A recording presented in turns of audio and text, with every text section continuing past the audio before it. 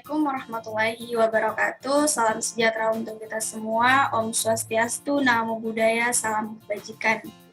Perkenalkan, nama saya Andi Suryani, Stambuk F551-20002 dari kelas A.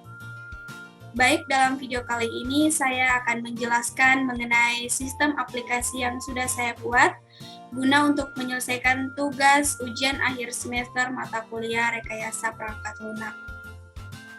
Baik, di slide pertama di sini kita sudah melihat bersama-sama bahwa judul aplikasi atau sistem yang saya buat yaitu komoditi kakao atau komoditas coklat atau kakao.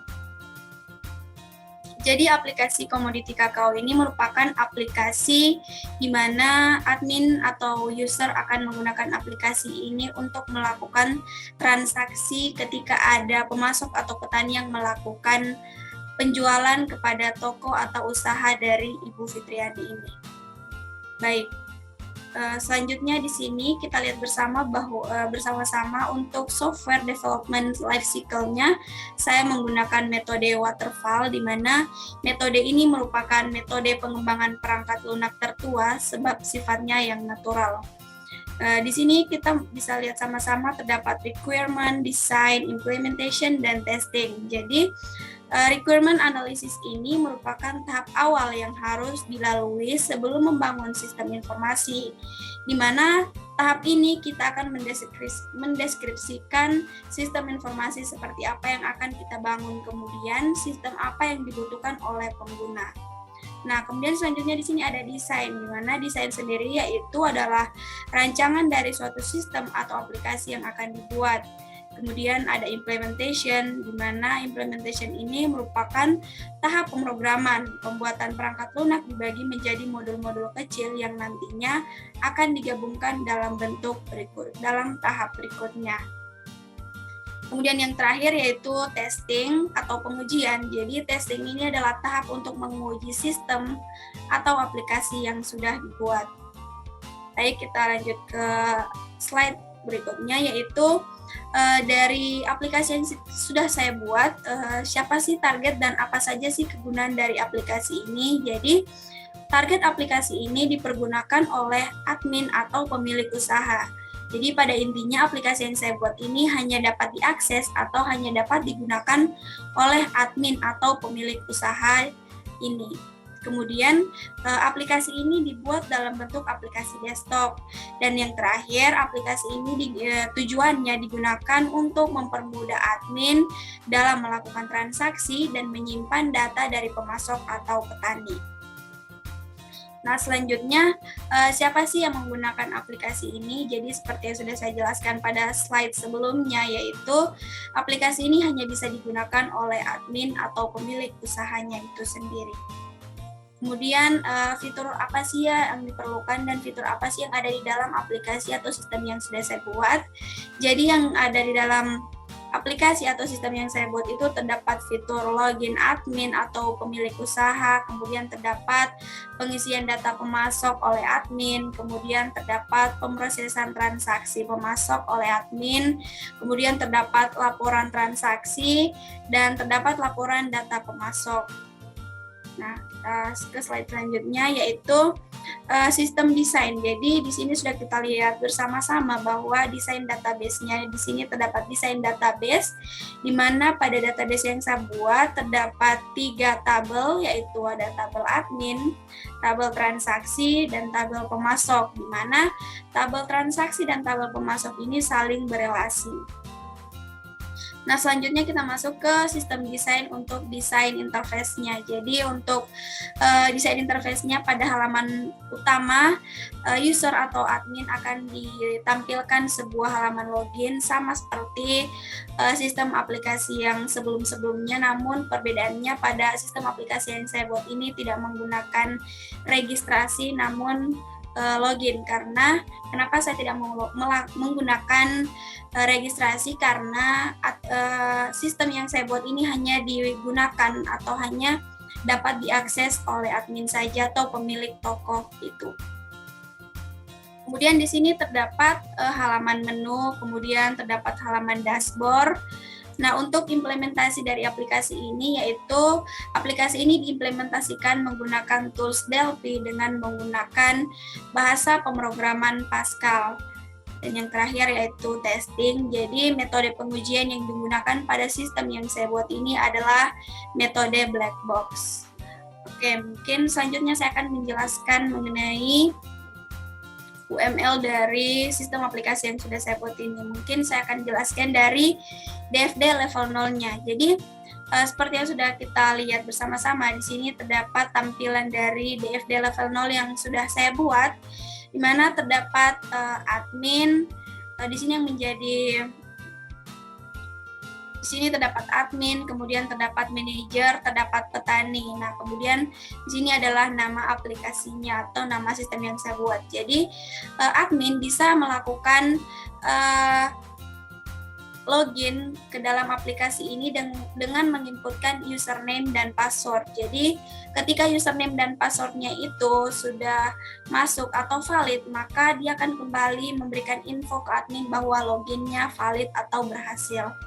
Kemudian dari aplikasi ini ke petani, yang diberikan ke petani yaitu atau pemasok yaitu nota transaksi. Jadi saat petani telah selesai melakukan transaksi pada aplikasi ini atau pada user, maka aplikasinya akan mengeluarkan sebuah nota untuk diberikan kepada petani. Nah, selanjutnya dari aplikasi yang sudah saya buat akan mengirimkan sebuah laporan kepada manajernya atau pemilik usahanya ini. Baik, kemudian di sini terdapat DFD level 1-nya. Jadi sama saja dengan DFD level 0, namun di DFD level 1 ini dia dijelaskan lebih rinci lagi, di mana terdapat empat proses, di mana proses yang pertama itu ada proses login, ada proses pendataan pemasok, ada proses transaksi, dan proses laporan transaksi. Nah, di sini terdapat admin dan terdapat pemasok, kemudian terdapat pemasok dan manajer, kemudian terdapat database admin, database pemasok, dan database transaksi. Jadi di sini admin di sini melakukan login ke dalam aplikasinya dengan menginputkan login username dan password. Kemudian saat loginnya berhasil, maka akan kembali sebuah pesan ke admin yaitu loginnya valid atau berhasil. Kemudian dari login ini akan terus ke database admin, maka dia akan dicek dulu datanya. Sebelumnya kita sudah membuat database di dalam localhost phpMyAdmin. Jadi untuk admin ini dia bisa login ke dalam aplikasinya dengan menggunakan username dan password yang sudah dibuat secara default di dalam database-nya. Jadi setelah admin ini login, maka dia akan mencek dulu datanya dalam database ini. Jika dia benar, maka dia akan memberikan sebuah informasi ke admin bahwa loginnya berhasil atau valid. Nah, setelah dicek di sini dia akan membawa data ke login. Nah, selanjutnya sini terdapat proses pendataan pemasok. Nah, proses pendataan pemasok ini, jadi aplikasi ini admin ini menginput data pemasok. Jadi admin di sini melakukan inputan data pemasok. Setelah itu data pemasok ini akan disimpan ke dalam database tabel pemasok. Selanjutnya terdapat proses transaksi, di mana di sini di sini si pemasok melakukan transaksi barang, kemudian data transaksinya itu disimpan ke dalam tabel transaksi, kemudian aplikasinya atau sistem yang dibuat mengeluarkan nota transaksi. Nah, selanjutnya di sini admin melakukan transaksi. Jadi untuk transaksi ini yang melakukan transaksi ini adalah admin, namun di sini pemasok sebagai di sini pemasok ini sebagai orang yang melakukan transaksi gitu. Jadi admin di sini yang membantu untuk melakukan transaksi dari pemasok. Selanjutnya terdapat laporan transaksi. Di sini proses laporan transaksi yaitu admin melaporkan transaksi dan kemudian dikirim laporannya kepada manajer atau pemilik usahanya ini sendiri. Kemudian selanjutnya di sini saya akan menjelaskan mengenai use case dari aplikasi atau sistem yang saya buat, yaitu di sini terdapat sebuah login, kemudian setelah login terdapat pendataan pemasok, kemudian ada transaksi, kemudian ada struk transaksi, laporan transaksi. Jadi admin ini bisa melakukan login, bisa melakukan pendataan pemasok, kemudian bisa melakukan transaksi, bisa mengeluarkan struk transaksi. Kemudian di manajer ini dia menerima laporan transaksi. Jadi pengeluarannya itu yaitu laporan transaksi. Kemudian setelah itu di pemasok, aktor pemasok ini dia akan mendapatkan apa saja. Jadi pemasok ini dia bisa juga melakukan transaksi, dia akan melakukan transaksi dan transaksinya akan dilakukan oleh admin. Kemudian si pemasok mendapatkan apa setelah melakukan transaksi? Jadi pemasok mendapatkan struk transaksi atau nota transaksi. Baik, selanjutnya saya akan menjelaskan mengenai activity input data pemasok. Jadi di sini kita lihat bersama-sama bahwa terdapat sebuah activity input data pemasok di mana yang dimulai pertama itu pada sistemnya, kemudian setelah itu sistemnya tampil halaman utama, kemudian dia akan mengarah kepada admin untuk menginput data pemasok. Kemudian di sini terdapat sebuah decision atau percabangan di mana saat datanya sudah diinput, ketika salah dia akan menuju ke halaman utama dan ketika benar datanya akan disimpan ke dalam database. Kemudian di sini terdapat proses selesai.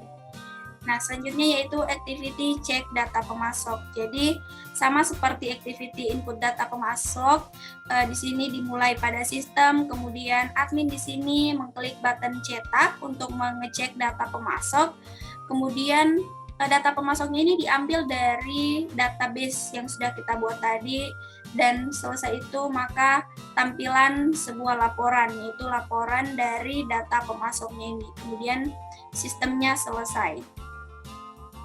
Nah, selanjutnya yaitu activity cari pemasok. Jadi sama saja seperti activity selanjutnya, di mana dimulainya itu pada sistem, kemudian di sini admin memasukkan ID pemasok yang ingin ditampilkan, kemudian setelah dimasukkan, masuk di sini ambil data dari database. Jadi data dari pemasok ini diambil dari database, kemudian laporan data pemasok yang ingin ditampilkan. Nah, setelah itu saya akan menjelaskan mengenai flowchart yang sudah saya buat untuk aplikasi ini.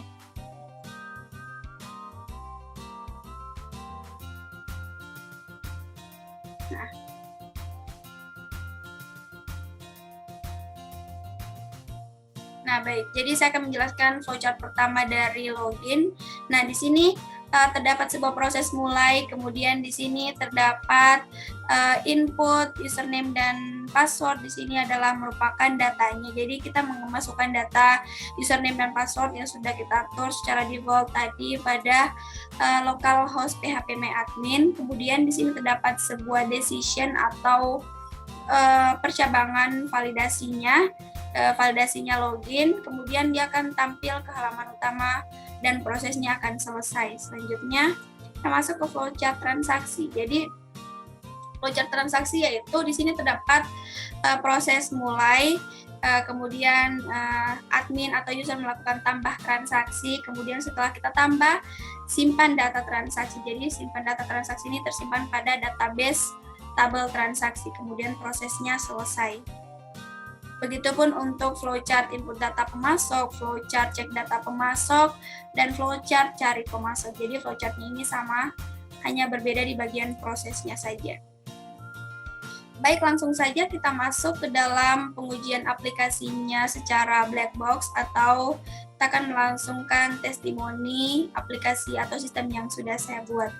Jadi di sini kita akan running programnya. Jadi seperti yang sudah saya jelaskan tadi pada PPT-nya, di sini kita langsung dihadapkan sebuah halaman login, mana kita sudah mengatur username dan password dalam sebuah database, yaitu username-nya itu Fitriani, kemudian password-nya itu Fitriani85. Jadi kita bisa show password dengan menekan gambar mata ini. Jadi di sini Fitriani85. Oke, kita tekan button masuk. Nah, terdapat sebuah informasi yaitu login berhasil. Nah, selanjutnya setelah itu di sini terdapat menu, di mana menu ini akan dipilih oleh admin atau user. Jadi ketika ingin melakukan transaksi, admin harus menginput data pemasok dulu. Jadi dia harus masuk dulu ke dalam menu data pemasok ini. Jadi kita masuk dulu ke dalam menu data pemasok. Nah, di sini terdapat sebuah menu yaitu input data pemasok. Jadi di sini terdapat 5 button, yaitu button tambah, button simpan, button ubah, button hapus, dan button keluar. Jadi saat kita ingin menginputkan data pemasok ini, kita perlu menekan dulu button tambahnya. Nah, oke, sini kita tekan, misal nama dari pemasoknya ini adalah Ayu. Oke, alamat dari Ayu ini, misal Ayu ini tinggal di Kalkubula, kemudian jenisnya Ayu ini merupakan pengumpul atau petani, jadi misalnya Ayu ini merupakan pengumpul, kita simpan data dari Ayu ini, simpan. Nah, di sini muncul sebuah informasi lagi bahwa data pemasok berhasil ditambahkan, berarti kita tekan OK. Nah, jadi data dari si Ayu tadi itu akan muncul di dalam sebuah DB Grid yang sudah saya buat ini. Jadi di sini muncul ID-nya. Jadi ID dari pemasoknya ini sudah diatur secara auto increment. Jadi ID-nya otomatis 21, kemudian namanya, kemudian alamat, kemudian ada jenisnya. Nah, misal di sini kita ingin menghapus data dari siapa? Misal data dari Fadil. Bisa kita klik 2 kali pada nama Fadil, kemudian kita tekan button hapus. Maka di sini muncul sebuah konfirmasi apakah yakin ingin menghapus data pemasok. Jadi misal kita hapus yes. Oke, jadi muncul lagi sebuah informasi bahwa data pemasok berhasil dihapus. Oke. Nah, kita cek. Oke, ternyata data Fadil tadi sudah terhapus. Nah, baik. Atau kita mau ingin mengubah juga data pemasok dari misal dari Fahril. Nah, kita ubah, misal Fahril ini alamatnya di Sidera. Nah, kita ubah. Nah, data pemasok berhasil diubah. Nah, di sini Fahril alamatnya sudah berubah di Sidera. Oke, kita keluar dari menu input data pemasok ini menggunakan button keluar. Setelah itu admin harus masuk ke menu transaksi untuk melakukan transaksi. Jadi admin sisa memilih nama di sini tadi. Oke, kan tadi dia sudah menginputkan namanya, datanya. Jadi di sini dia sisa memilih namanya atas nama siapa tadi, yaitu Ayu, sesuai yang sudah kita inputkan tadi pada halaman input data pemasok. Kemudian bruto, misal jadi bruto ini adalah kotor, neto ini adalah total gitu. Jadi misal timbangan keseluruhan dari kakao atau coklatnya ini 10 kilo, berarti misal brutonya ini 1 kilo 2 kilo ya. Misal brutonya ini 2 kilo, berarti netonya yaitu 8. Nah, jadi di sini untuk total penjualannya dia sudah keluar secara otomatis, sudah dihitung secara otomatis yaitu 256.000. Jadi ketika kita ingin menyimpan data dari laporan transaksi ini atau menu transaksi ini, kita tekan button simpan. Nah, di sini muncul sebuah informasi kembali bahwa transaksinya sudah berhasil. Kita tekan OK, maka secara otomatis nota dari transaksi ini keluar. Jadi di sini ada nota yaitu ID-nya berapa, tanggal transaksinya tanggal berapa, data pemasoknya siapa, dan data transaksinya brutonya berapa, netonya berapa, dan totalnya ada berapa. Nah, selanjutnya di sini terdapat button hapus dan button keluar. Misal kita ingin menghapus Ayu ini ya, misal kita hapus transaksi dari atas nama Ayu. Kita hapus. Di sini muncul sebuah konfirmasi, jadi tidak mesti langsung terhapus, tapi muncul dulu konfirmasi apakah yakin ingin menghapus transaksi ini. Kita tekan yes. Ya, jadi data transaksi berhasil dihapus. Nah, baik. Jadi kita keluar menggunakan button keluar. Setelah itu di sini terdapat menu dashboard. Jadi saat admin atau user ingin masuk ke dashboard, dia akan dihadapkan lagi dengan pilihan menu-menu yang Ada 3 menu di sini, yaitu list transaksi, cek data pemasok, dan cari pemasok. Jadi misal admin ingin mengecek list-list transaksinya, yaitu jadi di sini sudah muncul sebenarnya dalam sebuah DB Grid. Namun saat adminnya atau usernya ingin mencetak laporan list transaksi ini, di sini kita sediakan button cetak. Jadi untuk laporan seluruh transaksi itu muncul dalam bentuk sebuah laporan ini, teman-teman. Oke. Kemudian di sini kita terdapat button keluar. Nah, selanjutnya di sini ada cek data pemasok. Nah, untuk data pemasok ini sebenarnya sudah tersedia dalam DB Grid yang sudah ada di depan kita semua ini. Namun, ketika admin atau user ingin melakukan pencetakan dalam bentuk sebuah laporan, di sini kita sediakan juga button cetak untuk mencetak laporan data pemasoknya ini dalam bentuk laporan. Nah, di sini muncul laporan data pemasok. Jadi ada ID-nya, ada nama pemasoknya siapa saja, kemudian alamatnya, jenisnya, kemudian berat penjualan dan berapa banyak dia sudah melakukan penjualan. Kemudian terdapat button keluar, dan yang terakhir di sini terdapat menu cari pemasok. Jadi misal admin ini ingin mencari data pemasok dari siapa ya, misal Tri. Jadi di sini admin bisa memasukkan ID-nya atau namanya. Misal kita masukkan namanya ya, Tri. Nah, muncul di sini Tri. Jadi kita klik 2 kali pada nama atau ID-nya. Jadi di sini otomatis button cetaknya itu akan muncul. Jadi button cetak kita tekan ya. Nah, di sini muncul laporan dari pemasok atas nama Tri. Jadi nama pemasoknya ini Tri, alamat itu Silae, kemudian jenisnya yaitu petani. Dia sudah melakukan total transaksi sebanyak 4 kali dengan total berat penjualan sebanyak 29,8 kg. Nah, setelah itu ada button keluar. Di sini pula terdapat button keluar, dan di menu terdapat button logout untuk keluar. Nah, di sini terdapat konfirmasi bahwa apakah yakin ingin keluar dari menu di halaman menu ini. Kita tekan yes. Nah, dia akan kembali ke halaman utama, itu halaman login. Baik, mungkin itu saja yang dapat saya jelaskan pada video kali ini. Terdapat banyak kekurangan, mohon maaf jika dalam video kali ini saya masih memiliki banyak kekurangan. Saya akhiri, assalamualaikum warahmatullahi wabarakatuh.